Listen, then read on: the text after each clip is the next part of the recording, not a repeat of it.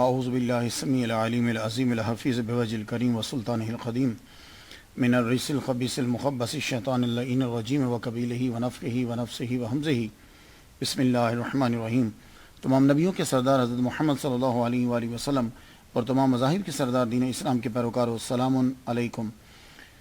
صلاۃ و سلام محمد مصطفیٰ صلی اللہ علیہ وسلم کی ذات پر اور دنیا کے عظیم ماں باپ حضور صلی اللہ علیہ وسلم کے ماں باپ پر۔ آج کی گفتگو جو ہے وہ سید حسین شرف الدین نقوی واسطی امروہوی دادا شاہ ولایت رحمۃ اللہ علیہ پر ہے۔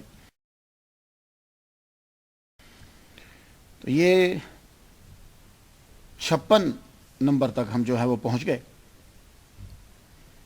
اگر میں آپ کو یہ بتاؤں کہ ایک جگہ ہے کہ جہاں جتنا مرضی زہریلا سانپ یا بچھو آپ لے جائیں تو وہ اس حدود میں داخل ہوتے ہی اپنی فطرت کو بھول جائے گا، ڈنک مارنا بھول جائے گا، تو آپ یقین کر لیں گے، حیران ہو جائیں گے، آپ پریشان ہو جائیں گے۔ یا ایسا ہو سکتا ہے کہ جو مشہور ہی اپنی اس فطرت کی بنا پر ہیں، بچھو ڈنک مارنے میں، سانپ بھی، یہ تو ان کی نیچر ہے، تو وہ اپنی اس نیچر کو کیسے بھول جائے گا؟ وہ ورک کیوں نہیں کر رہا، کام کیوں نہیں کر رہا؟ تو آپ حیران ہوں گے نا۔ ہاں، تو آپ اس وقت تک نہیں مانیں گے کہ جب تک آپ جا کر دیکھ نہ لیں، اور حق الیقین آپ کو نہیں آئے گا جب تک دیکھ نہ لیں۔ لیکن ایسی جگہ ہے کہ آج کے سائنسی دور کے اندر ولایت کا منہ بولتا ثبوت وہ ہے دادا شاہ ولایت کی درگاہ امروہہ کے۔ اور آج کی گفتگو جو ہے وہ اسی بزرگ پر ہے۔ سب سے پہلے ہماری جیسا طریقہ کار ہے کہ نام پہ جو ہے وہ گفتگو کر لیتے ہیں۔ نام آپ کا سید آپ سمجھتے ہیں، میں اس پہ گفتگو کر چکا ہوں جب میں نے حضرت سید عبد القادر گیلانی رحمۃ اللہ علیہ پہ گفتگو کی، تو سید کے بارے میں نے آپ کو بتلایا، جسے ہم عام زبان کے اندر سید بولتے ہیں، سید یا کے اوپر زبر بولتے ہیں، سید۔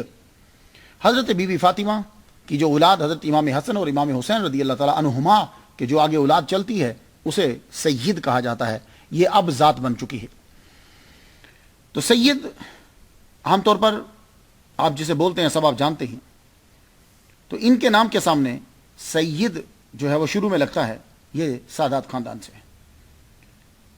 تو جو سید ہیں وہ پھر جس امام کی اولاد سے ہوتے ہیں اس امام کا نام جو ہے وہ آگے لقب کے طور پر استعمال کر لیتے ہیں، نقوی، تقی اور رضوی، گیلانی اگر گوسپا کی اولاد۔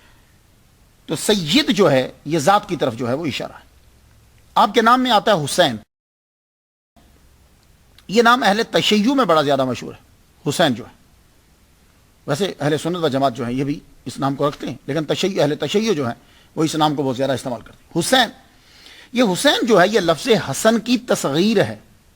تصغیر سمجھتے ہیں؟ یہ اب جس نے صرف و نحو پڑھی ہے نا اسے تصغیر کی سمجھ آئے گی، جیسے راجل، رجال، یہ تصغیر ہوتی ہے۔ تو اسی طرح یہ جو حسین ہے یہ حسن کی تصغیر ہے۔ تو حسن کا معنی ہوتا ہے خوبصورت، اچھا، اٹریکٹیو، ورچوس، تو یہ حسن کی تصغیر ٹھہری حسین۔ اس کے بعد آپ کے نام میں آتا ہے شرف الدین۔ میں سمجھتا ہوں کہ نام ان کا بزرگوں کا حسین ہی ہوگا، تو یہ شرف الدین کیا ہے؟ ایک دور ایسا گزرا ہے اسلام کی تاریخ کے اندر، ایک ایسا دور گزرا ہے کہ جب لفظ دین کو اپنے نام کا حصہ بنایا گیا، بطور نام یا بطور ٹائٹل جو ہے وہ دیا، اپنایا انہوں نے، بادشاہوں نے۔ اس سے یہ پتہ چلتا تھا کہ یہ آدمی مسلمان ہے اور دین کا خدمتگار ہے۔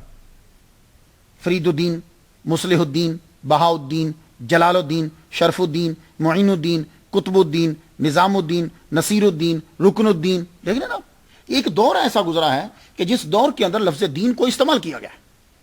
تو میں یہ سمجھتا ہوں کہ یہ شرف الدین جو ہے یہ بھی آپ کو ٹائٹل ہی دیا گیا ہوگا، نام آپ کا اصل میں حسین ہی ہوگا۔ پھر اس کے بعد آپ کے نام کے ساتھ آتا ہے نقوی۔ یہ سادات اور خاص طور پر اہل تشیع جو ہیں ان کے 12 اماموں میں سے 10ویں امام جو ہیں ان کا نام ہے امام سید علی الہادی النقوی۔ ان کی اولاد سے جو ہوتے ہیں اس میں امام سید علی الہادی النقی، تو ان کی جو اولاد ٹھہرے کہ جن کے شجرہ نسب کے اندر ان کا نام آتا ہے، وہ اپنے نام کے ساتھ نقوی لکھتے ہیں۔ تو یہ نقوی سادات جو ہیں یہ امروہہ کے اندر بہت مشہور ہیں۔ اب تو زیادہ تر انہوں نے تشیع جو ہیں وہ سب یہ مذہب اختیار کر لیا ہے، اس مسلک کو اپنا لیا ہے، پاکستان کے اندر بھی ہے۔ تو امروہہ کے اندر یہ جو جتنے نقوی ہیں یہ سب انہی کی اولاد میں سے۔ تو اب امروہہ میں جتنے بھی سادات ہیں زیادہ تر آزاداری جو ہیں وہ اسے پسند کرتے ہیں۔ آپ کے نام کے ساتھ دادا شاہ ولایت، یہ دادا کا لفظ تو سمجھتے ہیں نا، دادا گرینڈ فادر، تو آپ کو دادا شاہ ولایت کیوں کہتے ہیں؟ اس لیے کہ امروہہ کے اندر جتنے بھی سادات ہیں وہ سب کے سب انہی کی نسل سے ہیں۔ تو جب انہی کی نسل سے ہوئے تو پھر ظاہر ہے کہ سب کے دادا ہوئے ہیں۔ تو اس لیے امروہہ کے اندر جب آپ جائیں تو وہاں آپ کو دادا شاہ ولایت کہہ کر پکارتے ہیں۔ تو زیادہ تر سادات خاندان جو ہے وہ ان کو دادا بولتے ہیں، کیونکہ ان کے تو دادا لگے وہ، تو دادا شاہ ولایت اس لیے ان کے ساتھ جو ہے وہ بولا جاتا ہے۔ اب یہاں تھوڑی سی گفتگو ایک لفظ ولایت پہ ہو جائے، وہ اس لیے کہ کچھ لوگوں نے یوٹیوب پہ جب میرا لیکچر وہ سنتے ہیں تو آپ کو پتا ہے کہ آدمی اپنی علمیت کا اظہار تو کرتا ہے، تو وہ لکھ دیتے ہیں یہ فلاں کیا ہے، یہ چیز کیا ہے، یہ چیز کیا ہے، تو امتحان لینے کے چکروں میں پڑے رہتے ہیں۔ تو میں نے کہا چلو تھوڑا ہلکی ہلکی گفتگو تصوف کی ٹرمینالوجی کی بھی کرتے جائیں۔ یہ لفظ ایک ولایت ہوتا ہے اور ایک ولایت ہوتا ہے۔ ولایت کہ جو نسبت بندے کو اللہ سے ہے وہ ولایت کہلاتی ہے۔ پھر سن لیجیے، ولایت واو کے اوپر زبر، وہ نسبت ہے کہ جو بندے کو اللہ سے ہے۔ تو ولایت کیا ہے؟ ولایت وہ کمال ہے کہ جس سے لوگوں کو فیض پہنچتا ہے۔ ولایت وہ کمال ہے اس آدمی کے اندر، وہ کمال ہے کہ جس سے لوگوں کو فیض پہنچتا ہے۔ تو اس میں کشف، کرامات، تبلیغ، یہ ساری چیزیں جو ہیں اس کے اندر آ جاتی ہیں۔ تو اب کچھ تو ایسے ہیں کہ جن کو ولایت میں وافر مقدار ملی، اور ایک ہیں کہ جن کو ولایت کے اندر وافر حصہ ملا۔ لیکن جو چشتیہ اور قادریہ ہیں، چشتیہ اور قادریہ، ان کو ولایت اور ولایت دونوں کے اندر بڑا حصہ ملتا ہے۔ اور اسی طرح جو سہراوردیہ ہیں، مشاہد سہراوردیہ اور شتاریہ ہیں، ان کو بھی ولایت اور ولایت دونوں کے اندر جو ہے وہ ان کو حصہ ملتا ہے۔ لیکن جو نقش بندیہ ہیں، ولایت ولایت پر غالب رہتی ہے۔ نقش بندیہ کے اندر ولایت ولایت پر غالب رہی ہے۔ تو یہ کیا کرتے ہیں کہ اکثر جو ہے ولایت ساتھ لے جاتے ہیں، اور ولایت جو ہوتی ہے وہ جو قابل سمجھتے ہیں اسے وہ دے جاتے ہیں۔ تو ایک بات کر دی، سوری اگر وزنی لگی ہو۔ تو دادا شاہ ولایت، چونکہ تمام سادات جو ہیں امروہہ کے اندر انہی کی نسل سے ہیں، اس لیے وہ تمام نقوی دادا شاہ ولایت کہتے ہیں۔ اب ایک اور لفظ ان کے نام کے ساتھ لگتا ہے، واسطی۔ یہ واسطی کیا ہے؟ واسطی کا معنی ہوتا ہے کہ جو واسط کا رہنے والا ہے۔ نسبتی ہوگی نا، یہ واسط کا رہنے والا ہے۔ تو واسط کیا ہے؟ یہ واسط کہتے ہیں بیچ کو، درمیان کو، مڈل کو۔ یہ عراق کا ایک شہر ہے واسط، ان کے آباء و اجداد اس شہر سے تعلق رکھتے تھے۔ وہاں سے مائیگریشن موجودہ پاکستان، یہاں سے پھر دہلی، وہاں سے اسی طرح یہ تقسیم ہوتے رہے۔ تو واسط جو ہے اس کا معنی درمیان ہوتا ہے۔ یہ بغداد اور بصرہ کے درمیان میں ہے، اور اس کی بنیاد 702 کے اندر حجاج بن یوسف نے رکھی تھی، اس واسط شہر کی۔ تو اس شہر کی نسبت سے آپ کے نام کے ساتھ واسطی بھی لگتا ہے۔ اب امروہوی جو ہے امروہہ کا رہنے والا، تو آپ کے نام کے ساتھ امروہوی بھی آتا ہے۔ تو یہ امروہہ کہاں ہے؟ ریاست اتر پردیش، ملک انڈیا۔ امروہہ ایک قصبہ ہے۔ اس شہر کے اندر مسلمان تقریباً 65% سے زیادہ ہیں۔ کسی دور میں 65% تھے، اب تقریباً آبادی ان کی بڑھ گئی، تو 65% سے زیادہ ہیں مسلمان اس میں۔ اب یہ لفظ امروہہ ہے کیا؟ تو کہتے ہیں کہ امروہہ اصل میں 2 اسما کا مجموعہ ہے، مرکب ہے، آم اور روح۔ آم آپ جانتے ہی ہیں، پاکستان کے آم بڑی دنیا کے اندر، ملتان کے آم جو ہے دنیا میں مشہور ہیں۔ تو آم اور روح یہ مچھلی ہے، یہ پنجاب کے اندر ہوتی ہے، دریائے چناب کی مچھلی بڑی مشہور، راوی کی بھی۔ تو روح جو ہے یہ بھی مچھلی بڑی لذیذ مچھلی ہوتی ہے۔ تو جب سید حسین شرف الدین دادا شاہ ولایت نقوی واسطی امروہوی سہراوردی تشریف لائے یہاں، تو آپ نے یہاں آم کو دیکھا اور روح کو دیکھا۔ یہاں زیادہ مقدار کے اندر اس کی پروڈکٹس جو ہیں وہ آپ کو نظر آئیں، تو آپ نے اس کا نام ہی جو ہے وہ رکھ دیا آمروہا. سمجھ آ گئی؟ آمروہ. تو یہ آمروہا، لیکن کچھ کا یہ کہنا ہے کہ آمروہا جو ہے یہ 2500 سال پرانا شہر ہے. اس پر حکومت کی تھی راجا امرجودا نے. امروہا سنسکرت میں امر ونم تھا، اس کا مطلب ہوتا ہے آموں کی جگہ. پرتھوی راج کی بہن کا نام تھا یہ امر ونم. سید حسین شرف الدین نقوی جب تشریف لائے تو آپ نے اس کا نام امروہا رکھا. اب یہ جو بھی ہو، لیکن یہ آپ کو ماننا پڑے گا کہ یہ امروہا جو ہے یہ عام جو ہے یہ پرانا ہی نام چلا رہا ہے، آگے پیچھے یہ چینج ہوتا رہا. تو نام کے بارے میں گفتگو کچھ مکمل ہو گئی. یقیناً آپ مجھ سے شاید زیادہ ہی سمجھتے ہوں. میری ریسرچ تو ہوتی ہے کہ جو میرا جہاں تک ذریعہ ہے. کچھ لوگ ہیں کہ جو وہاں بیٹھ کر جانتے ہوں گے. اب ذرا خاندانی پس منظر ہو جائے کہ سید شرف الدین یہ نقوی واسطی سہروردی یہ کون ہے؟ تو حضور سید ہی کافی ہے اور ان کی نسل کا آباد ہونا ہی کافی ہے. لیکن پھر بھی ذرا گفتگو کر لیتے ہیں. کہتے ہیں کہ ان کے آباء و اجداد جب عراق سے ہجرت کر کے آئے تھے تو آتے ہی کوئی معمولی عہدے پر نہیں بلکہ پانی پت کی لڑائی کے اندر بھی شریک تھے. بابر کی دربار کے اندر بڑے اعلیٰ عہدوں پر فائز رہے. تو مغل حکومت میں ان کا اثر و رسوخ بہت زیادہ تھا. ان کے خاندان میں ایک شخص گزرے ہیں بہت بڑے، چیف جسٹس بھی رہے ہیں وہ، میر عادل، سید میر عادل. یہ سید میر عادل جو ہیں کہتے ہیں کہ ان کا نام جو ہے عادل اس لیے پڑ گیا، ٹائٹل دیا گیا کیونکہ آپ کا انصاف جو ہے وہ بڑا مشہور ہوا اور آپ سے بابر بڑا متاثر ہوا. اور آپ سندھ کے اندر بھی رہے ہیں، یعنی جو موجودہ پاکستان کے اندر ہے، وہاں آپ گورنر رہے ہیں. تو اس سے معلوم یہ ہوا کہ آپ کی آباء و اجداد جو ہیں دادا شاہ ولایت کے جو امروہا میں ہیں، ان کے آباء و اجداد بڑے ٹاپ کی جگہ پہ رہے، بڑے اعلیٰ عہدوں پر فائز رہے. اور اس کے بعد ایک اور نام ہم پڑھنے میں آتا ہے، سید جلال الدین سرخپوش رحمۃ اللہ علیہ. سہروردی کی شاخ جو جلالیہ ہے اس کے بانی ہیں. تو کہتے ہیں کہ یہ بھی رشتہ دار ہیں سید حسین شرف الدین نقوی واسطی امروہوی دادا شاہ ولایت کے، یہ بھی رشتہ دار ہیں. تو اس سے تو معلوم یہ ہوا کہ بہت اعلیٰ خاندان ہے. اس لیے میں نے ان کے نام کے ساتھ سہروردی سنا ہے.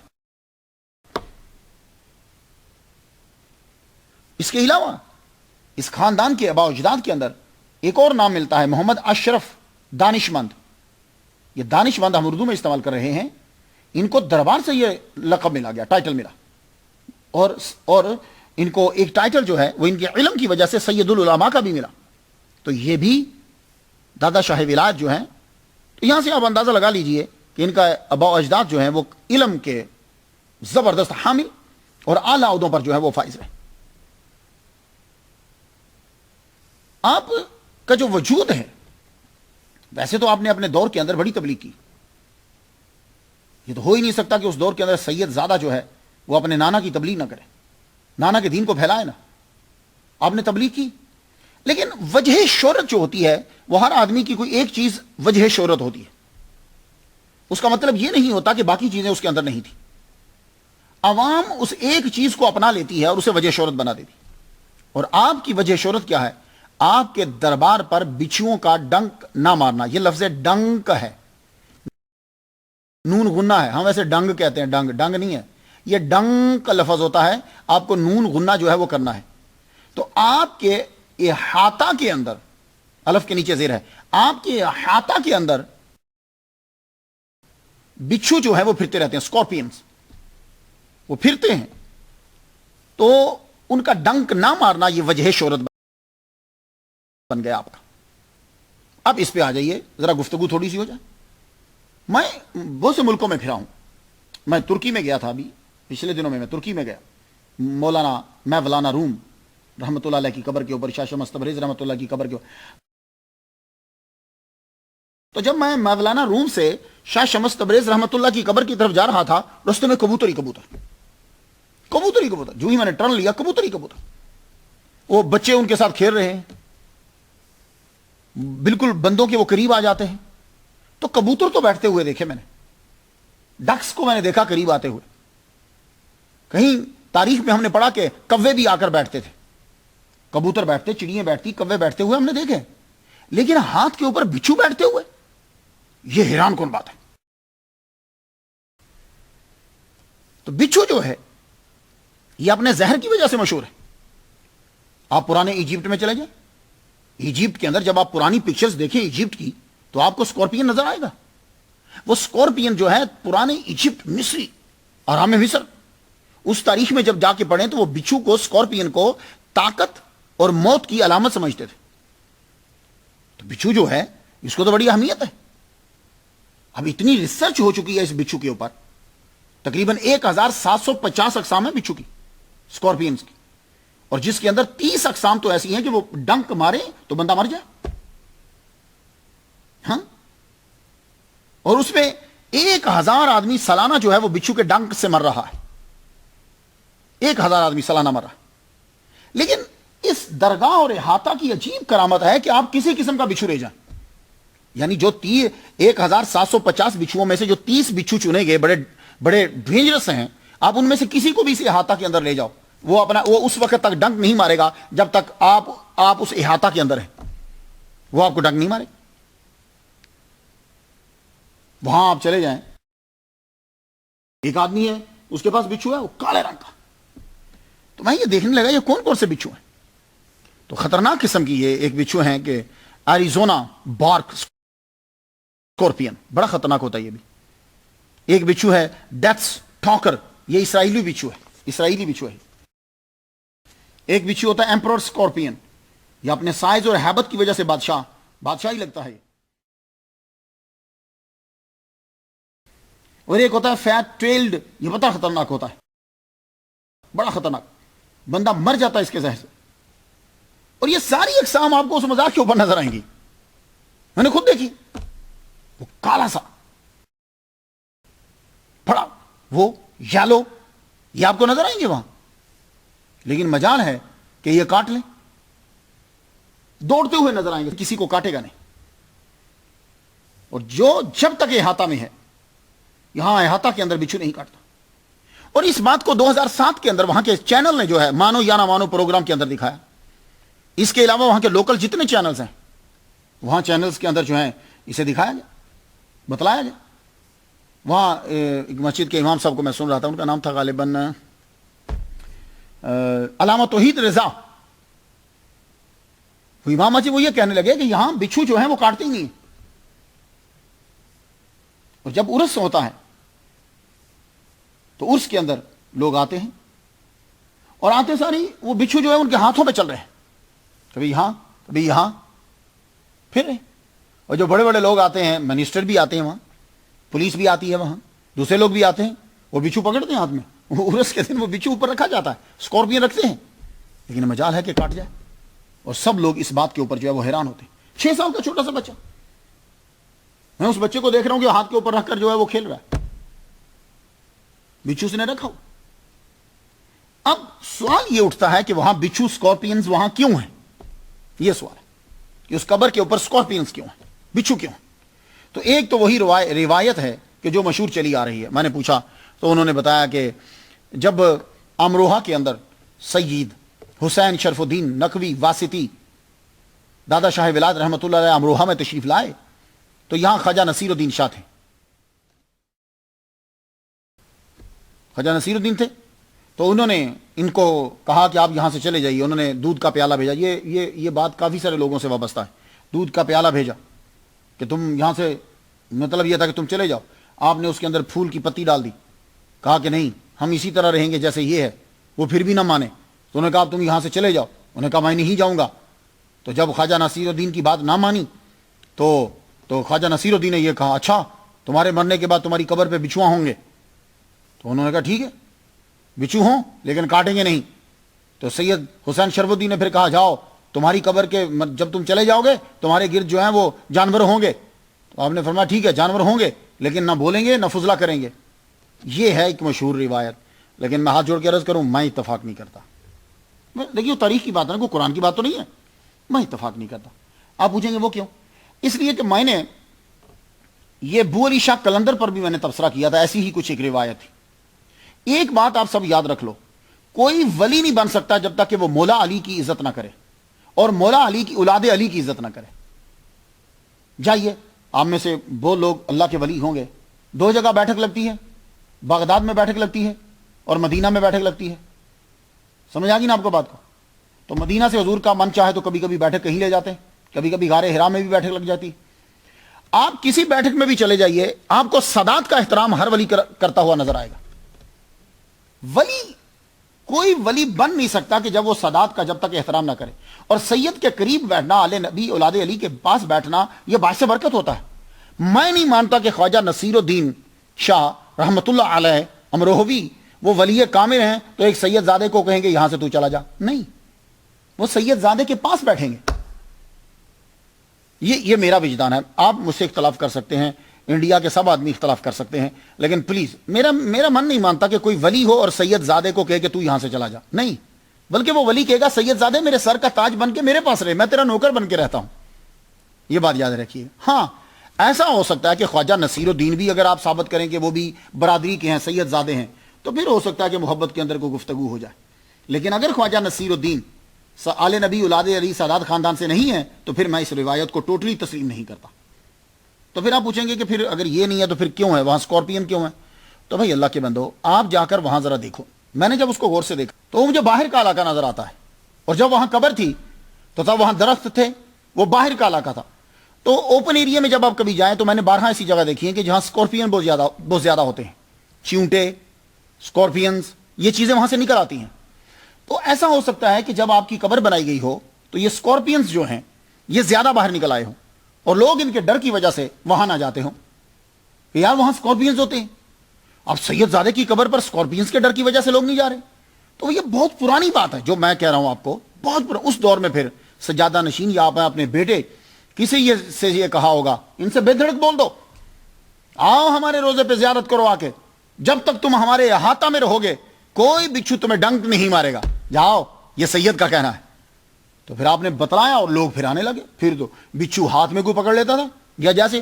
اور میں نے تو یہاں تک یہ کرامت سنی ہے کہ اگر آپ وہاں کے بابا جی اور بابا سے وہ بچھو لے جاؤ, کو بھائی میں 1 اور 2 گھنٹے کے بعد واپس کر جاؤں گا, تو اگر آپ ٹائم بتا کے چلے جاؤ تو بچھو جب تک اس ٹائم رہے گا وہ بچھو آپ کو کچھ نہیں کہے گا, اور جب وہ ٹائم ختم ہو جائے گا تو اب ہو سکتا ہے کہ وہ تمہیں ڈنک مار دے.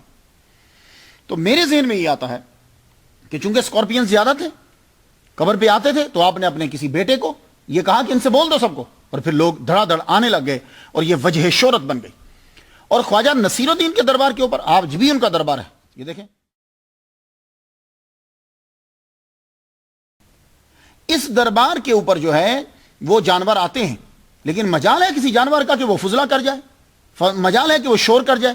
آپ کہیں گے یار یہ کیسے ہو سکتا ہے, حد ہوگی ہے یار, اتنی جلدی بھول جاتے ہو.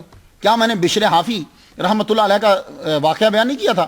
بشر حافی جو ہیں رحمت اللہ علیہ جس راستے سے گزرتے تھے ان کا ایک ہی راستہ تھا, اس راستے پر کسی جانور کو فضلہ کرنے کی پرمیشن نہیں تھی, کوئی فضلہ کرتا نہیں تھا. جانوروں کو بھی پتا تھا کہ یہاں سے بشر حافی رحمت اللہ علیہ ننگے پاؤں چلتے ہیں, اور اگر ہم نے فضلہ کیا تو ان کا پاؤں گندا نہ ہو جائے. ایک دن ایک جانور نے اس گلی میں فضلہ کر دیا, گوبر جب کیا تو بزرگ کہنے لگے لگتا ہے کہ بشر حافی کا انتقال ہو گیا ہے. لوگوں نے پوچھا آپ کو کیسے پتا چلا؟ کہنے لگے میں نے سالوں دیکھا ہے کہ کسی جانور کی یہ جسارت نہیں ہوتی تھی کہ وہ یہاں فضلہ کرے, آج اس نے فضلہ کیا ہے تو سمجھ میں آیا کہ بشر حافی رحمت اللہ علیہ دنیا میں نہیں. تو یہ چیز دنیا جانتی ہے اسے. تو خواجہ نصیر الدین کسی کا جانور گم ہو جائے وہ وہاں دربار پہ پہنچ جائے, ان کا دربار بھی وہاں امروہہ کے اندر ہی ہے. اب آپ بات سمجھ گئے. تو یہ بہرحال بچھوؤں کا ڈنک نہ مارنا روایت کچھ بھی ہو, لیکن میرا یہ 56 میں ولی کامل کو میں بیان کر رہا ہوں, شروع سے لے کے اب تک میرا یہ مطمع نظر رہا ہے کہ میں ایسی روایت بیان کروں اور ایسا واقعہ بیان کروں کہ جس میں ولی کی تضحیق نہ ہوتی ہو, ان کا مرتبہ کم نہ ہوتا ہو, اور ان کے شیان شان ہونا چاہیے. وہ اس طرح میرا یہ طریقہ کر رہا ہے, آپ جسے چاہے مرضی تسلیم کریں. اور حیران کن بات ہے کہ یہ بچھو کا ڈنگ نہ مارنا یہ بڑی حیران کن بات ہے. لیکن کچھ لوگ یہ کہتے ہیں کہ نہیں, یہ بچھو جو ہیں وہ خاص خوراک والے ہوں گے, خاص فیڈ دی جاتی ہوگی, خاص قسم کے ہوں گے. لیکن نہیں, 2 قسموں کے تو میں نے وہاں خود دیکھے ہیں, یلو کلر کا اور بلیک کلر کا, وہ تو خود میں نے دیکھے. تو خاص نسل اور خاص خوراک کا مسئلہ نہیں ہے. کوئی بھی بچھو وہاں کا چھوڑو, باہر سے لے کر آ جاؤ, تو جب تم باہر سے لے کر آؤ گے تو وہ یوں ہی وہ وہاں داخل ہوگا, وہ اپنی خصلت کو بھول جائے گا, اسے چھوڑ دے گا. تو تعجب ہے, میں سوچ رہا تھا, میں نے کہا یار تعجب ہے کہ دیکھو بچھو یہاں آتا ہے, سانپ یہاں آتا ہے, اپنی خصلت بھول جاتا ہے, برائی بھول جاتا ہے. انسان ہے دربار پہ آ کے چلا جاتا ہے پر برائی نہیں چھوڑتا, برائی رکھتا ہے, اسی وقت اس کے ساتھ ہی برائی رہتی ہے. تو جتنے بھی عرس جب آپ کا ہوتا ہے، عرس پہ جب آتے ہیں تو ہر ایک جو ہے وہ اپنے ہاتھ کے اوپر جو ہے وہ رکھتا ہے. اس میں مسلم و غیر مسلم کی کوئی قید نہیں ہے، لیکن وہ احاطہ میں داخل ہو جائے، مسلمان ہو یا غیر مسلم، وہ بچھو رکھتے ہیں. ہندو بھی اکثر پولیس جو آتی ہے وہاں، تو وہ پولیس میں سارے مسلمان تھوڑی نہ ہوتے، غیر مسلم بھی ہوتے، ہندو بھی ہوتے، تو لیکن وہ بچھو جو ہے وہ اپنے ہاتھ کے اوپر جو ہے وہ رکھتے. کہاں گئی میڈیکل سائنس اور کہاں وہ ولیوں کے منکر؟ کچھ تو جی پیش تو کرے نا. 700 سال پہلے بزرگ سید زادے نے یہ کہہ دیا تھا کہ بچھو کاٹے گا نہیں. یہ حکم اس دور کے بچھوؤں کے لیے تھا. بھئی اس دور کے بچھوؤں کو کہنا کاٹے گا نہیں، لیکن آج 700 سال کے بعد بھی بچھو نہیں کاٹے گا. آپ کا حکم جاری. لیکن کچھ لوگ ہیں وہ یہ کہیں گے سمجھ نہیں آتی، آپ لوگ جو ہیں عقیدت مند ہو اس لیے آپ ان چیزوں کو مان لیتے ہو، عقلی تجھی کیا ہو سکتی ہے، لاجیکلی سمجھائی. تو بھائی دیکھو، دعا سے اس کا حکم صادر ہوتا ہے، تو اس کے حکم کے صدور سے ایسی فضا، ایٹماسفیئر پیدا ہو سکتا ہے کہ جہاں طاقت کام نہ کرے. پھر سن لیجئے، دیکھو نا، آپ کبھی دعا کرتے ہو چیز اثر نہیں کرتی، تو دعا کدھر کرتے ہو؟ دعا اللہ کی طرف کرتے ہو، اللہ حکم صادر فرماتا ہے، تو وہ ایسی چیز پیدا ہو جاتی ہے، ایٹماسفیئر پیدا ہو جاتا ہے، ایسا ماحول پیدا ہو جاتا ہے کہ وہاں وہ چیز جو ہے وہ اثر نہیں کرتی، کچھ اور چیز کا اثر شروع ہو جاتا ہے. میں آپ کو مثال دوں، یہ امریکہ میں، جہاں سے آپ میری تقریر سنتے ہیں، امریکہ کے اندر جو ہے وہ ریسرچ ہوئی سورہ فاتحہ کے اوپر، جس کو صوفی پڑھتے ہیں، ہم دم کرتے ہیں. تو انہوں نے کہا کہ خاص سینسٹیو کیمرے لگا دیے، کہا آپ سورۃ فاتحہ پڑھیے. سورۃ فاتحہ جب پڑھی تو پکچر شروع ہوگی لینی. جب انہوں نے پکچر لی تو انہوں نے بعد میں بتایا کہ جب سورہ فاتحہ پڑھی جاتی ہے تو ارد گرد ایسا ماحول پیدا ہو جاتا ہے، کسی جگہ بھی پڑھی جائے، جیسا سینیٹیٹوریم کے اندر ہوتا ہے. وہ کیا ہے؟ کہتے ہیں کہ وہ ایک جگہ ہے جہاں ہم نے خوشبوئیں، پانی، پتے، درخت ایسا استعمال کیا ہے کہ مریض کو داخل کیا جائے تو وہ بغیر دوائی کے شفا یاب ہو جاتا ہے.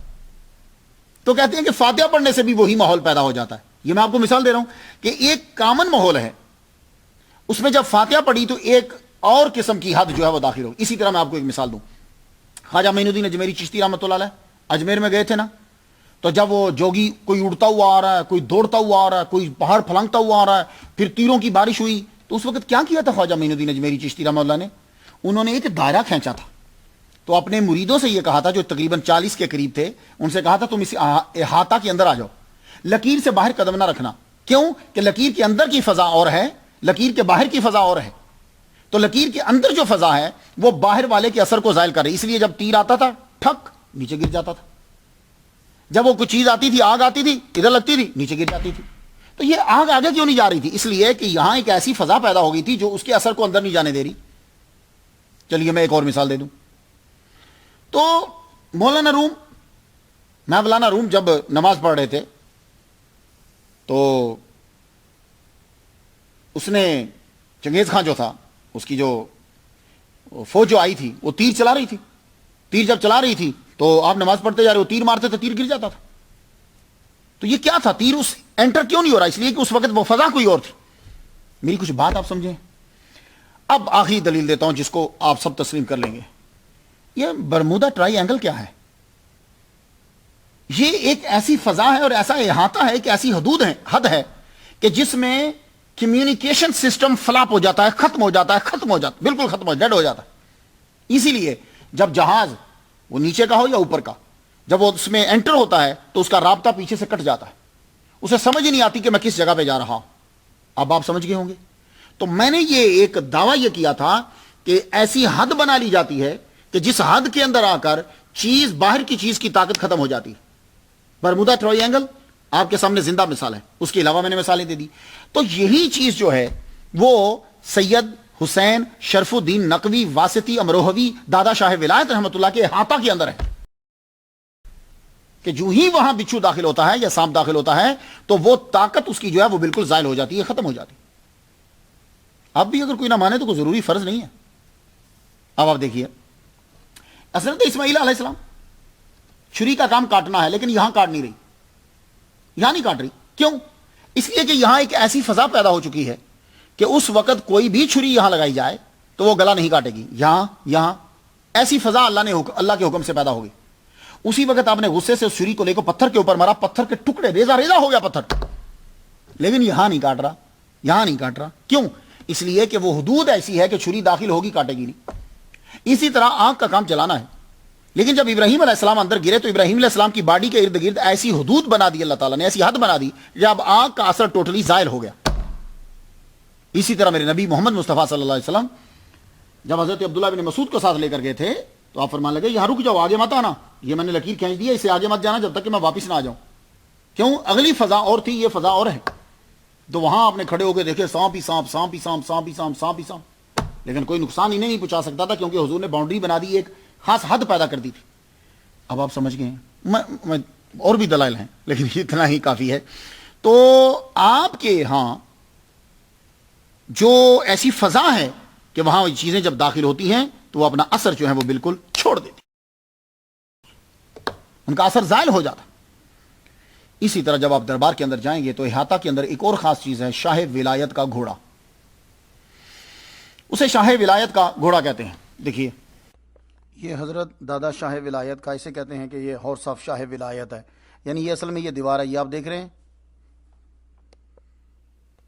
یہ حضرت دادا یہ شاہ ولایت کا جو گھوڑا ہے یہ اصل میں ایک دیوار ہے. دیوار ہے تو محراب بڑا, چھوٹے چھوٹے 2 محراب دیے رکھنے کے لیے. یہ دیوار جو تھی آپ نے ایک دفعہ اس کو آرڈر دیا کہ جل چل پڑ, تو یہ چل پڑی. یہ ایسی کرامات بہت سارے اولیاء کے ساتھ ہے. میں جب ہم جن کی اولاد سے ہیں, سید احمد شاہ ولی رحمۃ اللہ علیہ, بہت بڑا پرانا مزار ہے ان کا, ان کے بارے میں بھی ہمارے خاندان والے بتاتے ہیں کہ آپ نے دیوار کو حکم دیا چل تو دیوار جو ہے وہ چل پڑی. اور بھی اولیاء کرام کے ساتھ ہے. تو یہ جو ہیں سید صاحب, ان کی بھی یہ دیوار جو ہے اس کو آپ نے کہا چل تو یہ چل پڑی, تو یہ مشہور ہو گیا یہ شاہ ولایت کا گھوڑا ہے, ہارس آف شاہ ولایت. تو احاطہ کے اندر اور بھی بڑی قبریں ہیں. آپ کی زوجہ کی قبر ہے, آپ کے بیٹے کی قبر ہے, سید امیر علی بیٹی کی قبر ہے, آپ کے پوتے کی قبر ہے. وہ سی ہیں, عرس ہوتا ہے تو وہاں سب لوگ جو ہیں وہ تشریف لاتے, چادریں دی جاتی ہیں ایک دوسرے کو, ختم شریف جو ہے وہ پڑھا جاتا ہے, سورہ حشر کی آیات پڑھی جاتی ہیں. اس وقت جو ہے نا وہ سب لوگ آئے ہیں, پولیس بھی آئی ہے, غیر مسلم اور مسلم سب کے سب لوگ جمع ہیں. چادریں جو ہیں اس پہ چڑھائی جا رہی ہیں. یہ جو سورہ حشر کی آیات بھی پڑھی جائیں گی, وہ قاری صاحب پڑھیں گے. یہ جو آپ کو رومال والے نظر آ رہے ہیں وہ پرلی طرف, جن کے سر پہ رومال بندھا ہوا ہے, یہ حضور یہ ان کا پورا شجرہ نسب جو ہے وہ بعد میں پڑھیں گے. اور یہاں سے تبرکات بھی جو ہیں وہ دوسروں کو دیے جاتے ہیں, یعنی چادریں جو ہیں وہ دی جاتی ہیں, پھول جو ہیں وہ دیے جاتے ہیں. اور سب لوگ جو ہیں وہ تقریباً وزارات MLA جو ہے وہ بھی یہاں آتا ہے, سب کے لوگ آتے ہیں اور آ کر جو ہے وہ فیضان یہاں حاصل کرتے ہیں. امروہا اس سید زادے کے علاوہ اپنی عزاداری اور محرم کے جلوسوں کے حوالے سے بھی انڈیا کے اندر بہت جو ہے وہ مشہور ہے امروہی جو ہے. تو میں فاتحہ جو ہے وہ پڑھ چکا ہوں, لیکن آخر میں ایک بات عرض کرتا جاؤں, شاید آپ کے ذہن میں اٹھ جائے, میں پہلے سے ہی جواب دے دوں کہ بھائی شاہ ولایت جو ہے وہ حضور صلی اللہ علیہ وسلم کی اولاد میں سے ہیں, ٹھیک ہے, آپ کی بیٹی کے آگے نسل چلی, تو ان کے احاطے میں جب سانپ اور بچھو داخل ہوتا ہے تو ڈنک نہیں مارتا. تو کیا وجہ ہے کہ جب حضور صلی اللہ علیہ وآلہ وسلم غار ثور کے اندر تھے حضرت ابوبکر صدیق کے ساتھ, تو حضرت ابوبکر صدیق کی ایڑی پہ سانپ نے کیوں ڈنک مار دیا تھا؟ ہو سکتا ہے شاید آپ کے ذہن میں نہ آیا ہو, لیکن میں پہلے سے بتا دیتا ہوں. تو امروہہ میں آنے والوں, دادا شاہ ولایت کی قبر پہ حاضری دینے والوں, میں تمہیں پہلے سے بتا دوں کہ شاید کوئی تمہارے ایمان کو کمزور کر دے کہ بھائی دیکھو یہ ان کے بچے ہیں, ان کے ہاں ڈنک نہیں مارتا, تو حضرت ابوبکر صدیق رضی اللہ تعالیٰ عنہ کے پاؤں پہ تو ڈنک مار دیا تھا. تو بھائی سنو, وہاں اللہ کا آرڈر تھا کہ ڈنک مارو. حیران ہوئے نا آپ؟ تو بس یہی سمجھانا ہے, وہاں اللہ کا آرڈر تھا سانپ کو کہ ڈنک مارو, اور وہ سانپ حضرت عیسیٰ علیہ السلام کے دور کا چل رہا تھا. اتنا پرانا کہتے ہیں کہ وہ سانپ تھا, ایک کتاب میں نے یہ بھی پڑھا ہے, لیکن پرانا نہ بھی ہو, سانپ کی جرت ہی نہیں ہے, جانوروں کی جرت ہی نہیں ہے. جب چڑییں, بکریاں, اونٹ یہ جانتے ہیں حضور صلی اللہ علیہ وآلہ وسلم کو, تو کیا سانپ کوئی الگ مخلوق ہے؟ سانپ بھی جانتا ہے کہ حضور پاک ہیں, سانپ بھی جانتا ہے کہ ابوبکر صدیق رضی اللہ تعالیٰ عنہ ہیں, تو پھر سانپ کیوں ڈنک مارا؟ اس حد میں داخل ہونے کے بعد اس کا ڈنک ختم کیوں ہوا؟ ختم کیوں نہیں ہوا؟ تو بھائی ڈنک مروایا گیا, رب نے کہا ڈنک مارو. کیوں؟ اس لیے کہ اگر ڈنک نہ مارا جاتا تو حضرت ابوبکر صدیق رضی اللہ تعالیٰ عنہ کے مرتبہ آپ کا واضح نہ ہوتا. آپ کے مرتبے کو اور مقام کو واضح کرنے کے لیے ڈنک لگوایا گیا. وہ کیوں؟ اس لیے کہ آج کے دور میں بڑے لوگ ہیں جو کہتے ہیں کہ جان بچانے کے لیے ابوبکر صدیق رضی اللہ تعالیٰ عنہ جو ہیں وہاں سے چلیں گے. نہیں, جان بچانے کے لیے نہیں گئے. رب تعالیٰ نے کہا سانپ ڈنک لگا تاکہ دنیا کو پتہ چل جائے کہ ابو بکر صدیق جان بچانے والا نہیں ہے، یہ محمد مصطفیٰ کے اوپر جان لٹانے والا ہے۔ تو یہ بات یاد رکھیے گا، سانپ کی جرت نہیں ہے کہ وہ سانپ ڈنک مار جائے۔ تو یہ بتلانا تھا کہ دیکھو محمد مصطفیٰ صلی اللہ علیہ وآلہ وسلم پر جان لٹانے والے ہیں۔ اور پھر تعجب کی بات ہے، ذرا چیونٹی کو چھوڑو، سانپ کا یہ مچھر کاٹ جائے تو آدمی ہلنے لگ جاتا ہے۔ محمد مصطفیٰ صلی اللہ علیہ وسلم اپنا سر مبارک رکھ کے آپ کی جھولی میں لیٹے ہوئے ہیں، سانپ ڈنک مارے جا رہا ہے، ڈنک مارے جا رہا ہے، ڈنک مارے جا رہا ہے، پر مجال ہے کہ ابوبکر صدیق رضی اللہ تعالیٰ عنہ اپنی ایڑی کو وہاں سے ہٹا لے۔ تو وہاں ڈنک لگوایا گیا تاکہ آپ کا رتبہ جو ہے وہ اور واضح ہو جائے کہ یہ محمد مصطفیٰ صلی اللہ علیہ وسلم پر جان لٹانے والے ہیں۔ میں تو فاتحہ پڑھ چکا، آپ لوگ بھی جو ہے وہ فاتحہ پڑھ لیجئے۔ میں ختم کرتا ہوں اس جملے کے اوپر، الہی بحق بنی فاطمہ کہ بر قول ایما کنی خاتمہ، اگر دعوتم رد کنی ور قبول، منو دستو دامانے آل رسول، وآخر دعوانا الحمدللہ رب العالمین۔